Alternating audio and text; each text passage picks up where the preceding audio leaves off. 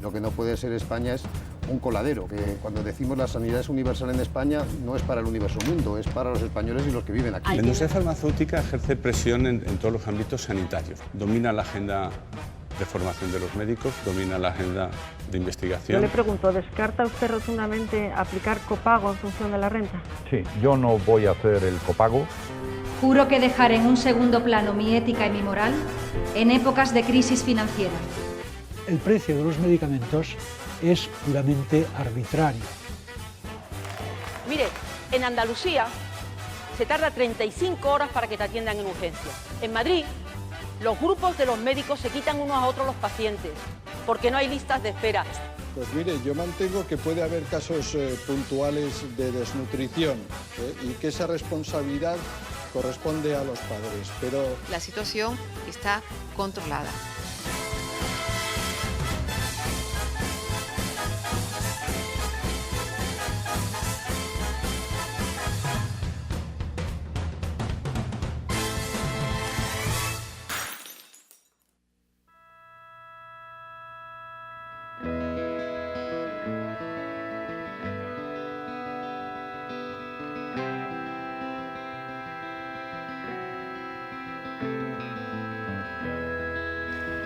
Hola, Rafa Martínez de la Nueva.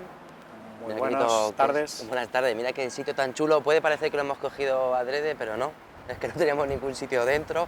Nos hemos puesto debajo de un puente y llueve fuera. Pero qué bonito es todo.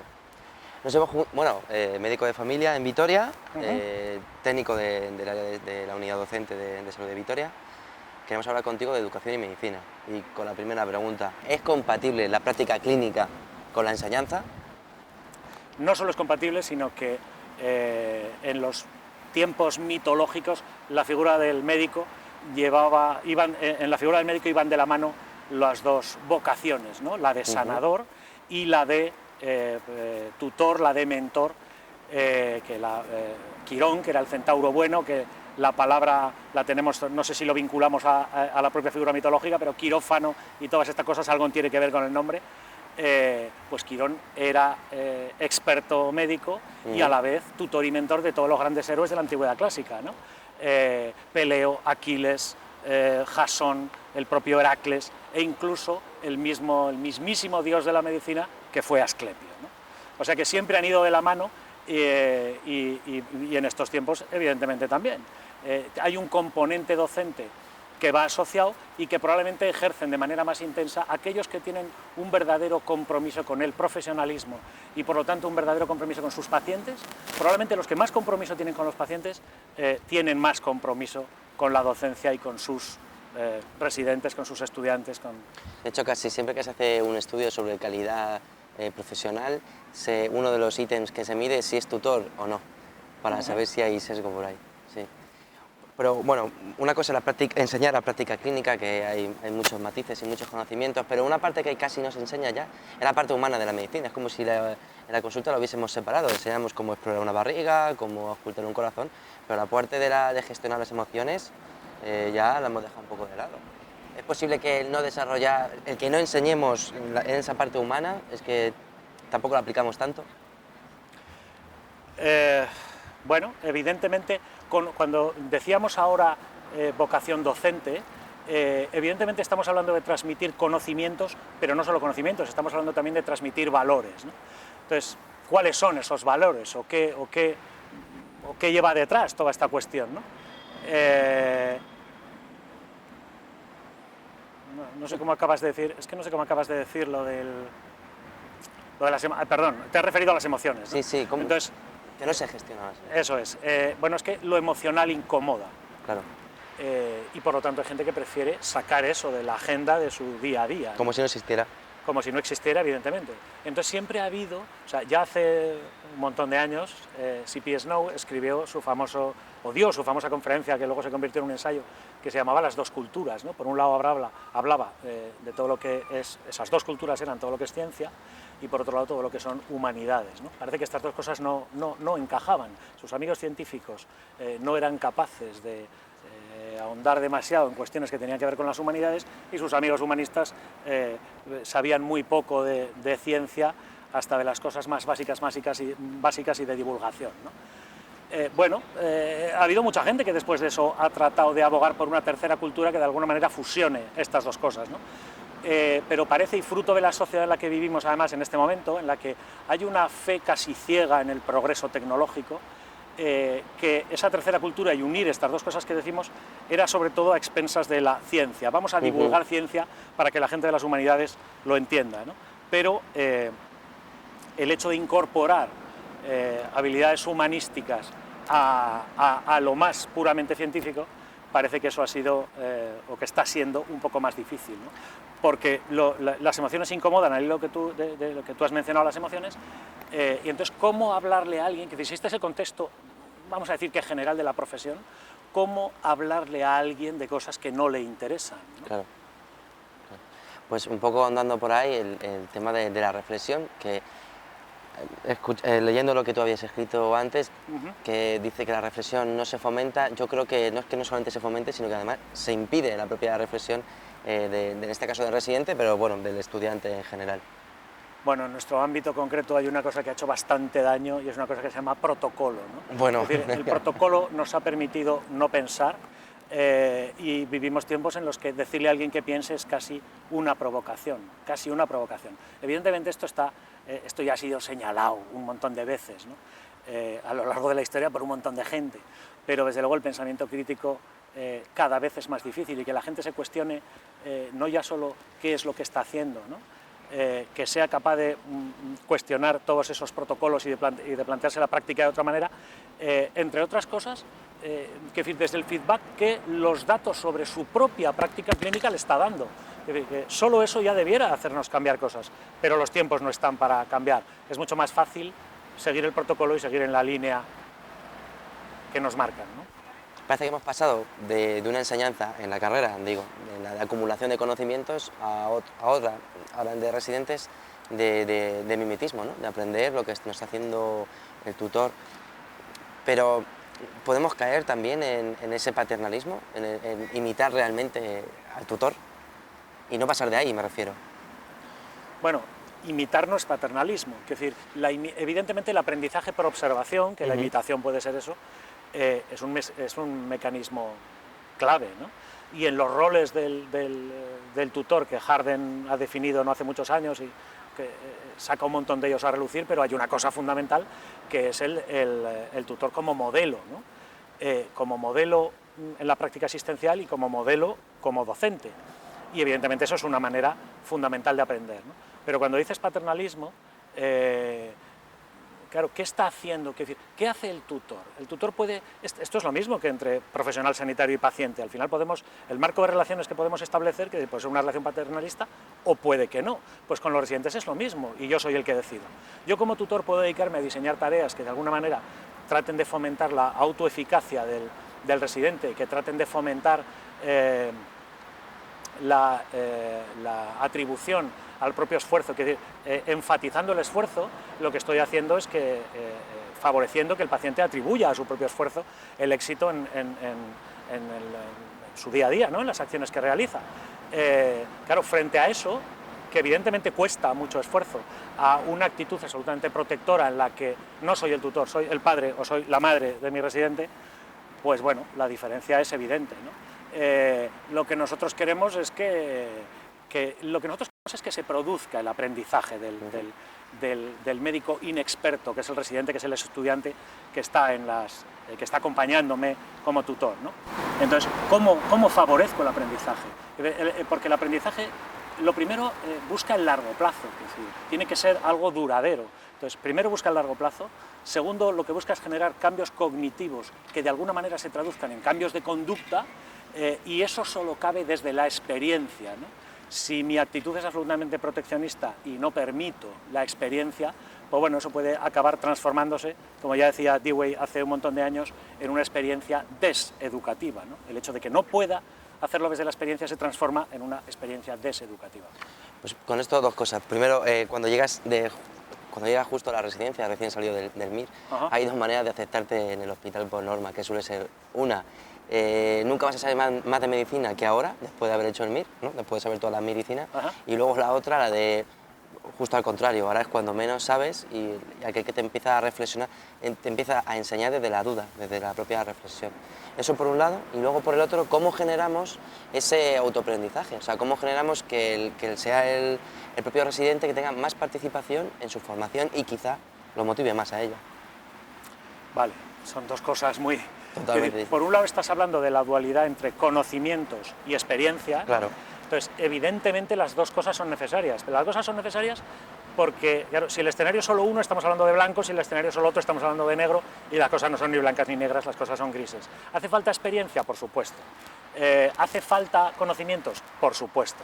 ¿Hace falta que esa experiencia y esos conocimientos sean sobre cosas que estamos dejando fuera de la agenda docente? Por supuesto también, ¿no? Entonces, al final se trata un poco de encajar todo esto de la mejor manera posible.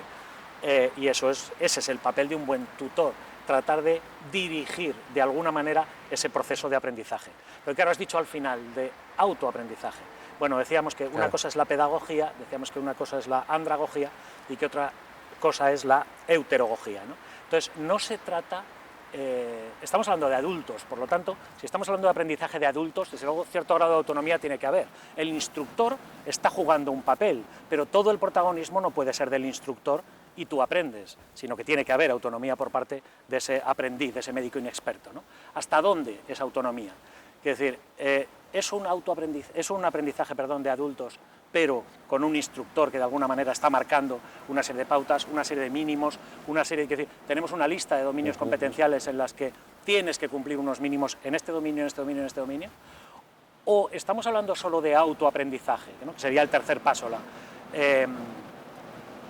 Si estamos hablando de aprendizaje de adultos autorregulado, digamos, o autoorganizado, bueno, esto puede ser un poco complejo, ¿no? Sí. Y entonces alguien que todavía está en ese proceso inicial de formación necesita o no, esto puede ser una buena disculpa, sí. Perdón, una buena discusión, es decir, necesita o no necesita cierta orientación, necesita o no necesita unos mínimos a la hora de hablar de esos dominios competenciales, ¿no?